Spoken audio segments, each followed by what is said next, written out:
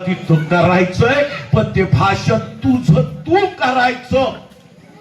हवं तर तू लहुजी बुवांची मदत घे, पण भाषण तूच करायचं. मी म्हटलं नाही नाही, तू तात्यांनाच विचार कसं भाषण करायचं. तसं मला मुक्ता म्हणती कशी नाही वाचतात. ते म्हटले भाषण कसं करायचं, शब्दाचे चढ उतार कसे करायचे, आवाज कुठं खाली कमी करायचा. पण भाषणातला विचार तुझाच पाहिजे. आणि जर तुला आडलं तर तू लहुजी बुवांना विचार. म्हटलं मुक्ता, तात्यांनी तुला बरोबर सांगितलंय. तू निबंध लिही. तशी मुक्त मला हट्ट करायला लागली. वाचतात तुम्ही मला सांगा ना कसं भाषण करायचं, कसा निबंध लिहायचा. म्हटलं मुक्ते तुला सांगितलंय ना तात्यांनी, तसं तू कर. नाही ना वाचतात तुम्ही सांगा ना.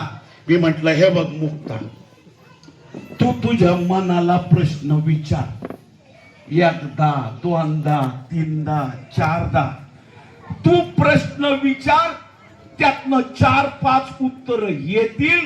त्यातलं जे विवेकवादी उत्तर असेल, तर्कशुद्ध उत्तर असेल, ते उत्तर लिहून काढ. झाला तुझा पहिला निबंध. तशी मुक्ता हट्टच करून बसली. दादा वाचतात तुम्ही सुरुवात करा, मग मी पुढे लिहिते. म्हटलं नाही मुक्ते, मी तुला प्रश्न विचारतो. ऐका, तिसरीतली पोरगी मला प्रश्न विचारत होती. मी मुक्ताला म्हटलं, मुक्ता मला एक सांग, माणूस आयुष्यभर कशासाठी झगडतो. मुक्ता म्हटली वाचतात, माणूस आयुष्यभर सुखासाठी झगडतो. मग म्हटलं मुक्ता, आता माणूस कशात आहे. ती म्हटली दुःखात. मग म्हटलं मुक्ता, माणूस आयुष्यभर सुखासाठी धडपडतो, आता तो दुःखात आहे. मग दुःखाचं कारण काय. तशी मुक्ता विचार करायला लागली. 4-5 प्रश्नांची उत्तरं तिने मनात घेतली. ती म्हणाली माणूस आयुष्यभर झगडतो सुखासाठी, तो आता दुःखात आहे. आणि दुःखाचं कारण तशी मुक्ता जोरात म्हटली वस्ताद, दुःखाचं मूळ कारण आहे अज्ञान. म्हटलं मुक्ते तू बरोबर उत्तर दिलं, तू बरोबर बोलू लागली. माणसाला आयुष्यात सुख पाहिजे, तो दुःखात आहे. दुःखाचं कारण आहे अज्ञान. मग अज्ञान दूर करायचं असेल तर काय करावं लागेल. तशी मुक्ता म्हणाली शाळेत जावं लागेल. शाळेत. म्हटलं मुक्ता बरोबर बोलली. दुःखाचं कारण अज्ञान, आणि अज्ञान जायचं असेल तर ज्ञान संपादन करावं लागल. म्हटलं मुक्ता मग तुझ्या या निबंधाचा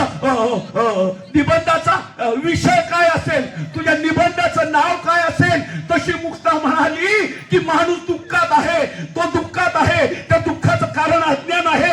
अज्ञान जर का जायचं असेल तर ज्ञान घेतलं पाहिजे. वस्ताद मला निबंधाचा विषय सापडला. वस्ताद माझ्या निबंधाचा विषय असेल मांग महाराजांचं दुःख.